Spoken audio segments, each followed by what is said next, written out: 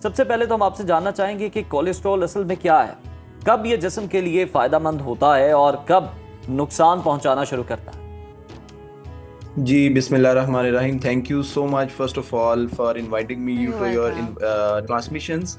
सबसे पहले मैं आप लोगों को एक सादा सी चीज़ से हम स्टार्ट करेंगे कि कोलेस्ट्रॉल क्या है।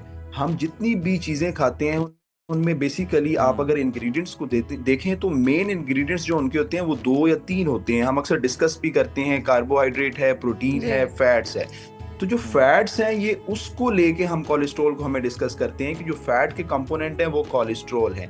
अब कोलेस्ट्रॉल के अंदर हम फर्दर फिर इसको डिस्कस करते हैं कि अच्छा कोलेस्ट्रॉल, बुरा कोलेस्ट्रॉल। बहुत से पेशेंट हमारे पास आते हैं कि वो उनके हमेशा सवाल ये होते हैं कि कोलेस्ट्रॉल आया किस मिकदार में बॉडी में अच्छा है, किस मिकदार में बॉडी में बुरा है। अब कोलेस्ट्रॉल की पूरी प्रोफाइल होती है, उसके अंदर आप कह लें कि 5 से 7 किस्म के पैरामीटर्स होते हैं जिनको हम देखते हैं। उन पैरामीटर्स की डिफरेंट किस्म की लाइक मेडिकल साइंस की रिसर्च के बाद उनकी एक लिमिट रखी गई है। उससे ज़्यादा ऑब्वियसली वो कोलेस्ट्रॉल, जिस तरह एलडीएल है, आपके ट्राइग्लिसराइड्स हैं, अगर ये ज़्यादा जाएंगे तो वो जानलेवा साबित हो सकते हैं। अगर वो इससे कम होंगे तो भी डेंजरस होते हैं। कुछ कोलेस्ट्रॉल जिस तरह के एचडीएल है उसको हम अच्छा कोलेस्ट्रॉल कहते हैं, उसका जो आपकी बॉडी के अंदर ज्यादा होना अच्छा साबित होता है। तो इस तरह डिफरेंट इसके इंग्रेडिएंट्स हैं जिसको हम देखते हैं, जिसमें एचडीएल है, एलडीएल है, ट्राइग्लिसराइड है और बाकी भी किसी इज्जा जो इसमें कोलेस्ट्रॉल में 7 to 8 टाइप्स की चीजें जो हम देखते हैं। अच्छा डॉक्टर साहब, which one is very dangerous? High cholesterol को खामोश दुश्मन क्यों कहा जाता है और इसकी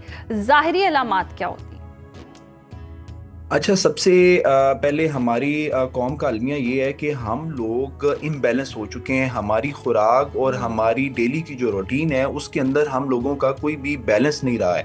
उससे क्या होता है, कोलेस्ट्रॉल ऑब्वियसली आपकी बॉडी, आपने नॉर्मल इंसान जिसको कोई बीमारी नहीं है उसने कोलेस्ट्रॉल वाली अज्जा वाली चीज़ों को खाना भी है और उसको हजम भी करना है। होता कब है ये सब चीज़ें इम्बैलेंस कब होती हैं? जब एक बंदा कोलेस्ट्रॉल को एक्सेसिव फैटी चीज़ों को एक्सेसिव क्वांटिटी में यूज़ करेगा तो क्या होगा, बॉडी के अंदर एक इम्बैलेंस की वजह से बॉडी में फैट ज़्यादा प्रोड्यूस होगी, जमा होगी। बॉडी के अंदर जितनी कैपेसिटी है फैट को स्टोर करने की उससे वो बढ़ेगी। तो बॉडी में जब फैट एक्स्ट्रा स्टोर होगा तो वो कहाँ जाएगा, एक खास हद तक लिवर उसको स्टोर करता है। उसके बाद आपकी शरेयाने आपकी पूरी बॉडी के अंदर, ब्लड वेसल्स जिसको बोलते हैं, वो पूरी बॉडी के अंदर है। जब ब्लड वेसल्स के अंदर फैट्स जमा होना शुरू होगा तो आहिस्ता आहिस्ता वो श्रिंक होंगी। सबसे पहले आपके बॉडी के वाइटल ऑर्गन्स को टारगेट करेंगी, जिसमें आपका दिल आता है, दिमाग आता है, गुर्दे आते हैं।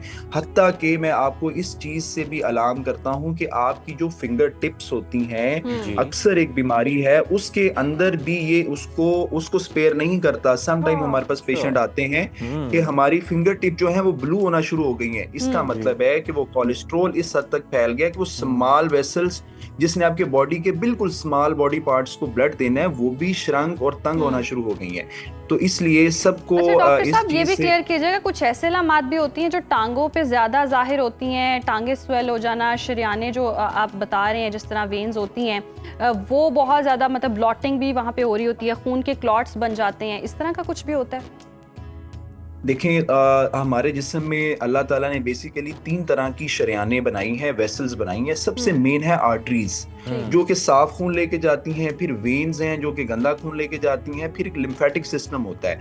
अब जो कोलेस्ट्रॉल जमा होता है या आपके वेसल्स के अंदर होता है, जो आर्टरीज होती हैं जो साफ खून लेके जाती हैं। जो गंदे खून वाला निजाम है उसमें अगर कोई गड़बड़ थोड़ी बहुत होती भी है तो उसमें फिर भी गुंजाइश है कि उसमें जो ब्लड है वो गंदा है, वो साफ नहीं है। अब आपकी आर्टरीज जब ब्लॉक होती हैं तो उससे मेजर ऑर्गन्स को जो ब्लड है वो ब्लॉक हो जाता है। जो टांगों वाला सिस्टम है उसमें आपकी वेन्स होती हैं जिसके बाद सम टाइम वेन्स ब्लॉक हो जाती हैं। जब कोलेस्ट्रॉल जब बढ़ेगा आपका ब्लड गाढ़ा होगा, आपकी वेसल्स तंग होगी, वो फिर तीनों शरियानों को आपकी मुतासर करेंगी, चाहे वो आर्टरीज हैं, चाहे वो वेन्स हैं, चाहे वो लिम्फेटिक सिस्टम है। अच्छा डॉक्टर जुनैद, अमूमन लोग यही समझते हैं कि कोलेस्ट्रॉल का जो मसला है या ज़्यादा चिकनाई का मसला है आपके हार्ट के लिए प्रॉब्लम हो सकती है, लेकिन आज आप हमें ये भी बताएं कि दिल के अलावा और कौन कौन से आपके आज़ा हैं बॉडी के, जिनको ऑर्गन्स हैं जिनको ये कोलेस्ट्रॉल, बैड कोलेस्ट्रॉल एक्चुअली मुतासर करता है? अच्छा, हम लोगों ने एक बड़ी इंटरेस्टिंग आपको बात बताता हूँ कि हम लोगों ने अक्सर सुना होता है हार्ट अटैक हो गया, तो ये दिल का जो हार्ट अटैक होता है, आपको पता है कि आपकी आंतों का भी हार्ट अटैक होता है। आपकी अच्छा। जो आंतें हैं उसके अंदर हम इंटेस्टाइनल एंजाइना इसको बोलते हैं। जब आपकी इंटेस्टाइन को खुराक कम मिलेगी तो उसके क्या होगा, वो वहां भी इस्कीमिया होगा, डेथ होगी, सेल डेथ होगी, और उसके बाद हमें फिर पेट को खोल के उसकी लेप्रोटमी करनी पड़ती है। तो कोलेस्ट्रॉल जिन लोगों का हाई होता है, जरूरी नहीं है कि सबसे पहले उनका हार्ट गिरफ्त में आएगा, हो सकता है खुदा ना खास्ता कि वो स्ट्रोक की तरफ भी जा सकते हैं। कोई भी शरेयान जो उनकी सबसे ज्यादा मुतासर होगी, चाहे वो ब्रेन की अगर शरेयाने हैं तो उनको स्ट्रोक होगा, फालज के मसले आएंगे, जब भी ब्लड प्रेशर उनका शूट होगा। आप देखिए एक सिंपल बात है, जब आपकी एक वेसल को श्रंक कर दिया जाएगा, उसमें से गुजरने वाला जो ब्लड है उसकी रफ्तार बढ़ जाएगी। उसकी रफ्तार जब बढ़ेगी तो इसको हम ब्लड प्रेशर बोलते हैं, ब्लड प्रेशर बढ़ेगा।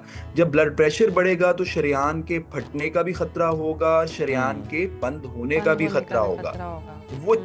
वो ब्लड तो पूरी बॉडी में है, एक कॉमन सेंस है। मैं बिल्कुल हमेशा कोशिश करता हूँ कि बिल्कुल सादा अल्फाज में बात करूं ताकि लोगों तक ज्यादा हमारी बात पहुंचे। अगर दिमाग की शरेयान बंद होगी तो उसको फालज होगा, अगर दिल की शरेयान बंद होगी उसको हार्ट अटैक होगा, अगर इंटेस्टाइन्स आंतों की शरेयान बंद होगी उसको हम इंटेस्टाइनल एंजाइना बोलेंगे, किडनी की शरेयान बंद होगी उसको हम किडनी फेलियर बोलेंगे, ये लिवर की शरेयान बंद होगी तो लिवर फेलियर बोलेंगे। तो डिफरेंट ऑर्गन्स, तो दिल इसलिए ज्यादा सरे फहरिस्त रहता है क्योंकि दिल एक वाइटल ऑर्गन है, ज्यादा लोग इसकी फिक्र करते हैं, इसकी बात करते हैं, लेकिन बाकी जो ऑर्गन्स हैं उन पे भी कोलेस्ट्रॉल का यकसां ही असर पड़ता है। अच्छा डॉक्टर साहब, तो इसका हल क्या है? अगर किसी को मतलब लाइटर कोई अलामात जाहिर हो रही हैं तो किन चीज़ों पर कंट्रोल करना चाहिए उस इंसान को? अच्छा, इसमें वेरी सिंपल है। सबसे पहले तो सब लोग जो हमें सुन रहे हैं वो अपने घर बैठे बैठे अपना BMI कैलकुलेट करें। BMI, body mass index. अगर बॉडी मैस इंडेक्स आपको शो कर रहा है कि आप ओबीस हैं, आप ओबेसिटी टाइप 1 2, वो सब कुछ आज गूगल पे सब कुछ पड़ा हुआ है। आप उसके कैलकुलेटर में अपनी चीजें डालेंगे, अपनी हाइट डालेंगे, अपना वेट डालेंगे तो वो आपको एक फिगर देगा। अगर वो कहता है जी आप ओबीस हैं तो ऑब्वियसली आपको प्रोबेबिलिटी है कि आप हाई कोलेस्ट्रॉल भी कैरी कर रहे होंगे बॉडी पे। क्यों? क्योंकि अगर आपकी बॉडी के अंदर एक्सेसिव फैट जमा हो रहा है तो आपका कोलेस्ट्रॉल भी बढ़ रहा है। अब आते हैं कि इसको हम कंट्रोल कैसे कर सकते हैं। सिंपल, हमारी जो आजकल की डाइट है, आप कहीं भी चले जाएं, हम लोग इस चीज के आदी हो गए हैं कि जब तक चीज ऑयल में फ्राई होती है, उसमें आप बर्गर देख लें, उसमें आप हमारे पिज्जा इवन देख लें, उसमें जो चीज होती है उसके अंदर बहुत सी फैट होती है वो उसके अंदर। इसके अलावा हम लोग आज हमारी यूथ जो है वो रेड बीफ जो है उसकी बीफ जो है उसकी खाने की बड़ी आदी है। हालांकि खाएं अगर आप हेल्दी हैं, लेकिन अगर उसको एक खास मिकदार में खाना चाहिए। हम जब उसकी ज्यादती करते हैं अपनी डाइट के अंदर, जिसके अंदर रेड मीट हो गया, आपकी तली हुई चीजें, फास्ट फूड, इन सब चीजों से हमें परहेज करना होगा। हमें फ्रूट्स की तरफ जाना होगा, हमें फ्रेश वेजिटेबल्स की तरफ जाना होगा। उनको अपनी जिंदगी में उनकी मिकदार को थोड़ा सा बढ़ाएं या फिर बैलेंस रखें कि एक हद तक हमने ये इतनी कैलोरीज हमने मीट से ले लिए, इतनी कैलोरीज और इतने विटामिन्स अब हमने वेजिटेबल से भी लेने हैं। तो ये जब बैलेंस कायम होगा तो ऑब्वियसली इन चीजों का बॉडी के अंदर भी मुतवाजन मिकदार में चीजें ये पैदा होंगी, तो ये की एक्सेस नहीं होगी। तो फिर ये कोलेस्ट्रॉल की बीमारियां, ओबेसिटी की बीमारियां, इवन इसके साथ ही डायबिटीज की बीमारियां, ये सब चीजों से आप अपनी लाइफ, तो सिंपल एक जो टर्म हम यूज करते हैं वो जी लाइफस्टाइल मॉडिफिकेशंस।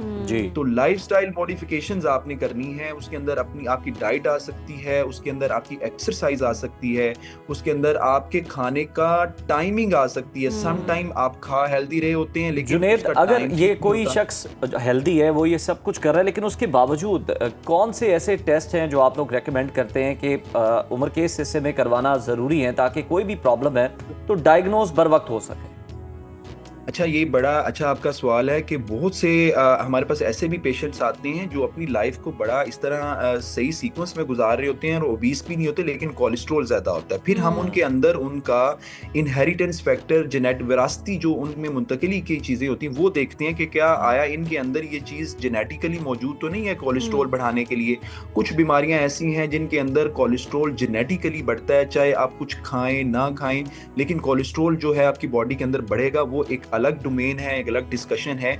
और फिर हम हमारे पास कुछ लोग आते हैं कि टेस्ट, इनिशियल टेस्ट, इस प्रोग्राम के तवस्सुत से मैं लोगों को कहता हूं कि अगर कुछ लोग जो हैं वो कहते हैं जी हमारा वजन ज्यादा है और हमारे पाँव जलते हैं और हमारी बॉडी में फैट ज्यादा है। अच्छा, मैं अपनी बात को इंटरप्ट कर रहा हूँ। जब कोलेस्ट्रॉल बॉडी में बढ़ता है ना, तो उसकी कुछ अलामात हैं। सबसे जी। पहले आंख के पास, अक्सर लोगों को यहाँ आंख के पास एक वाइट कलर का स्पॉट बनता है। अच्छा। उसको हम अपनी लैंग्वेज में ज़ैंथोमास बोलते हैं, ज़ैंथलिस्मास बोलते हैं। वो अगर हम किसी भी पेशेंट को देखते हैं तो 100% हमें यकीन होता है कि इसकी बॉडी के अंदर कोलेस्ट्रॉल बढ़ा हुआ है। दूसरे नंबर पे आपके पाँव के पीछे एक टेंडन होता है, वहां पे भी ये कोलेस्ट्रॉल बढ़ने से इस तरह की अलामात जाहिर होती हैं। तो इनिशियल टेस्ट जो हम कराना चाहते हैं लोगों का, वो होता है 10 से 12 घंटे की फास्टिंग में फास्टिंग लिपिड प्रोफाइल। ये लिख लें आप, फास्टिंग लिपिड प्रोफाइल 10 से 12 घंटे का आपका खाली पेट हो। और इसके खाली पेट के साथ आप लैब पे जाके उनको कह सकते हैं कि हमने फास्टिंग लिपिड प्रोफाइल कराना है। इसके अंदर डिफरेंट पैरामीटर्स हैं, फिर वो डॉक्टर्स के साथ डिस्कस करें कि कौन से पैरामीटर ऊपर नीचे हैं।